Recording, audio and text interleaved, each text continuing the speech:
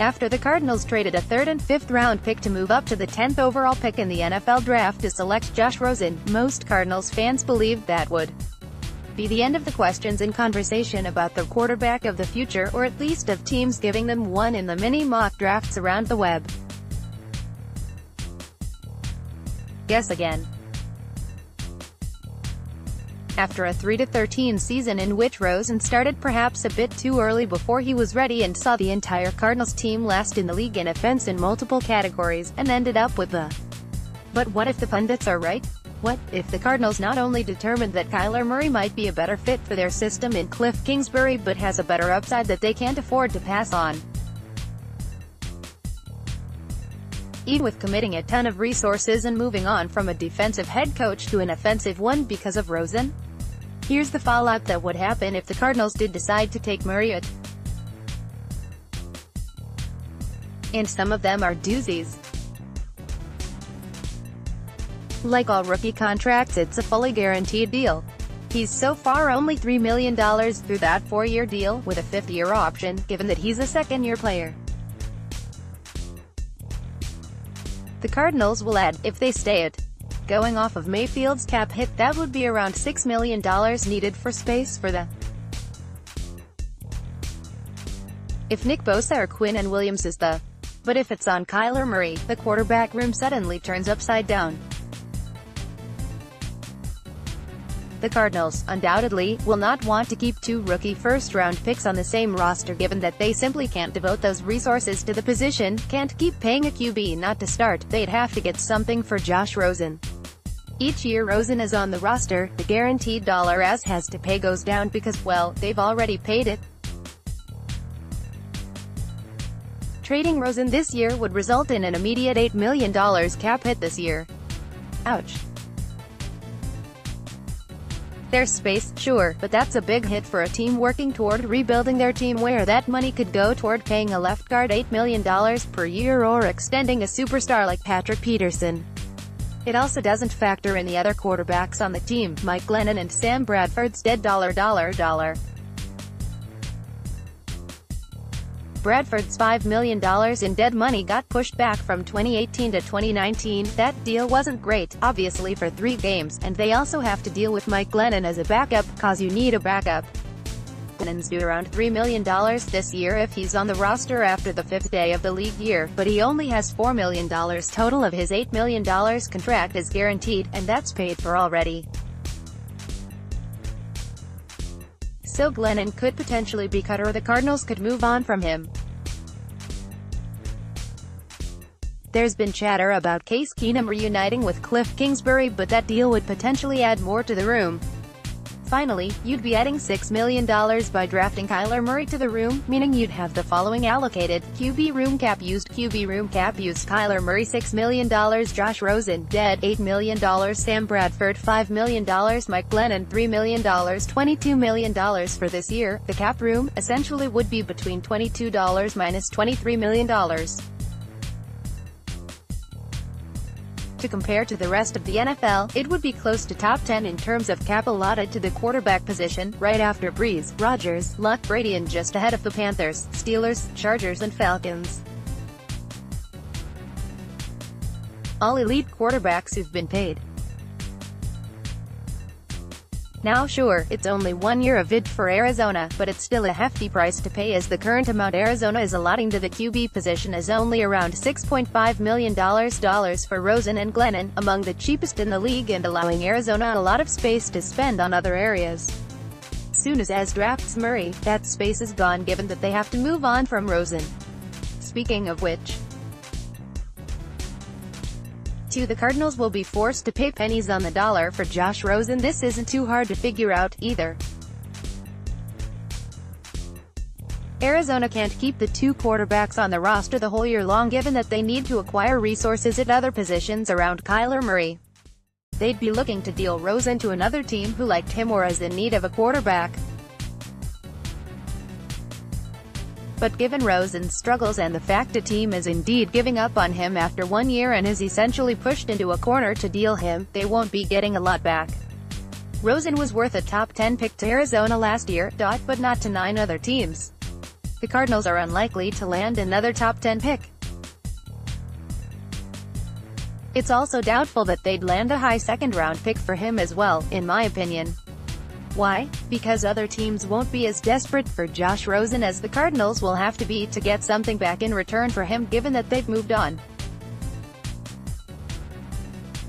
And it's likeliest that teams can then hold this over Arizona because, really, there's not too many teams who will be interested in Rosen. Need a young QB would give up picks for said QB. Being honest, most teams drafted QBs in the last 2 years who needed them. We've seen 8 first-round QBs in the last 2 years alone, and that's like 1/4 of the league.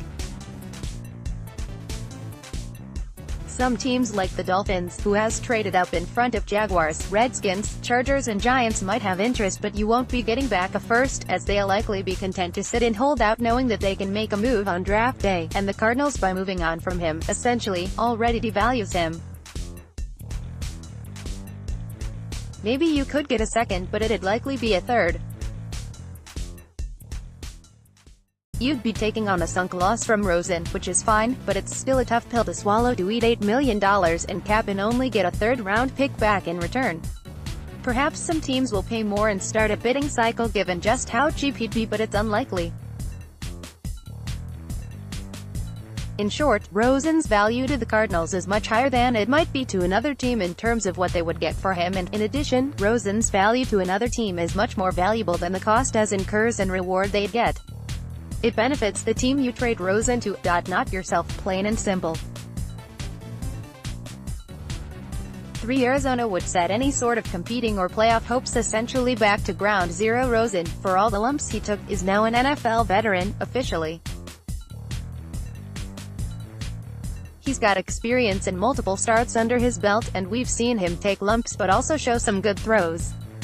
Players like Jared Goff, Russell Wilson, Mitch Trubisky and more all took big steps in their second year in the league, and as would essentially be punting on that possibility and starting over. And that's not what Michael Bidwill wanted at all. Otherwise, he'd have felt more content to give Steve Wilks a second year in building the team in his image, but it's clear he wants to win and felt that started at the QB position. It's why he hired Cliff. Now, maybe Kyler Murray would be better or fit more with Cliff, but there will still be rookie struggles and mistakes in development that can only come from reps. Arizona, essentially, would be throwing hopes of a quick turnaround from the microwave into the oven and would need to take a lot more time to build around their young quarterback. It goes without saying that just one bad year can cost you. Look at Wilks, and while the front office might be more patient, it essentially resets your timeline for competing. 4. The law of opportunity cost would hurt the rest of the team by passing on Bosa, Williams or a trade down if Arizona drafts a QB. This is just basic logic. Now, here. If you invest into one position that you could have invested into another, it's a cost of the opportunity of strengthening that area. It's why NFL teams don't spend 7 picks on quarterbacks, obviously. And in this draft, Arizona could take a dominant player on the defensive side if picking it. By taking Kyler. If Arizona drafts Nick Bosa to pair with Chandler Jones, it helps the team as a whole by giving a more dominant pass rush and helping in defending the run to not push Rosen into difficult situations where he's down by 21 points at the half. It's why football is a team sport. I'd hope that'd be obvious. The Cardinals are in prime position to add a difference maker, and if they do go back to the well at quarterback, it'd have to be that Rosen was that bad or Murray was that good.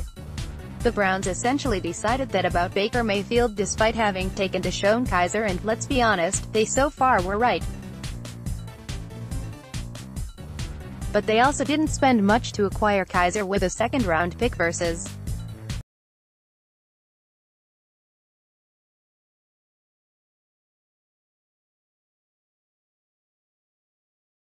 Arizona. Going back to the QB position would mean taking that piece away from their defense. 5. It would be a word of caution as to if Cliff Kingsbury can really adjust his scheme and be different from McCoy and Wilkes. Most national pundits call for Murray in to trade Rosen, as they see Murray as a perfect fit and Rosen as more of a typical QB who doesn't fit, which is interesting as that appears to be 100% false. If Cliff wanted to utilize a large number of draw or rushing plays with Davis Webb at the helm, he could have, and it wouldn't have worked out well at all. It would likely have flopped. NFL analysts are talking about Colin Kaepernick using the pistol formation and running for yards, but never mentioned that the same formation led to a 50 TD season from Peyton Manning, who was about as mobile as a turtle wading through wet cement during his time in the NFL in his late 30s. Cliff's perception is that he adjusts his scheme and plays to his QB, not vice versa. That's why Arizona hired him. For him to essentially confirm, yeah, my system doesn't work without an athletic running QB, it means that he's not as good of a coach as he was made out to be, as top coaches adjust to their talent to make them better. It'd be a big question mark for fans who already saw Mike McCoy say, "I'm a flexible guy on offense," only to see him jam players into his scheme and have zero identity. Having more of the same would be seen as worrisome. 6. The Cardinals would be trusting a 5'9", 185 lb. Heisman-winning QB to their future, who is, obviously, still a complete unknown. There's plenty of questions about Kyler, as well as he's a great athlete, but at his size, very small for a QB, plus schematic questions. He threw a ton in the pocket but saw only 3 rushers 30% of the time given the spread offense, and 1 year of production. It's a difficult question of pouring all the eggs into that one basket, given that Kyler is an outlier. It goes without saying that Josh Rosen might be better than Kyler Murray, or that Murray might be a better option than Rosen, or that both might succeed or fail. We don't know at this point. We know at least a bit more about Rosen and his play in the league after 1 year. The criticisms of him not caring about the game, not being durable, and leadership skills were addressed, but other aspects were not. Murray has a great deal of questions as well in many of the same areas, given his size, lack of true commitment to the NFL, and some interesting interviews. Overall, people seem to think Murray's upside is higher, but he's still an outlier, and upside just means bigger arm, or quicker release, debatable, and athleticism, often running ability, and 40 time from film or combine. Some outliers perform and produce very well, like Russell Wilson, but most all of them had multiple years of high-end production and had a thick frame in addition to their athleticism. I don't know if it's even a worthy question now. It might be that the hits or athleticism mean that Murray's size don't matter and Rosen can't escape and takes hits. Or, it's the opposite and Kyler ends up being more fragile, and Rosen's prototypical frame is better equipped for life in the NFL. Either way, it's arguably a bigger risk to move on to Kyler than it is to stay with Rosen. 7. It's ultimately a sign of an unstable and emotional organization that can't commit if Arizona drafts Murray.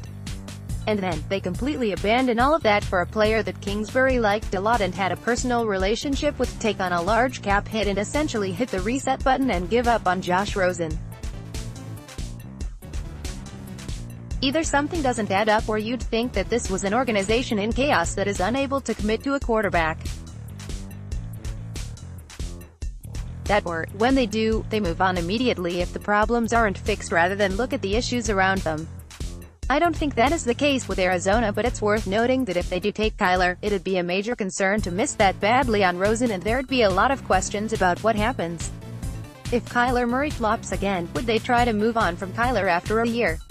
All of these are outcomes that will happen if Rosen is drafted, but this last one is less an outcome and more perception-based.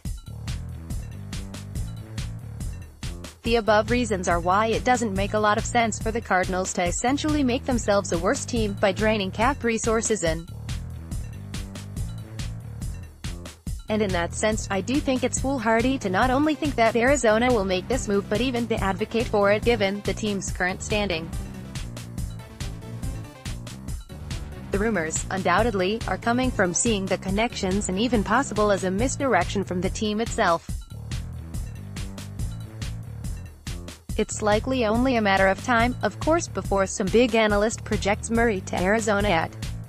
Hopefully when that does happen, however, Cardinals fans will be able to look at the bigger picture than a flashy, exciting young unknown product and see through to the real issues.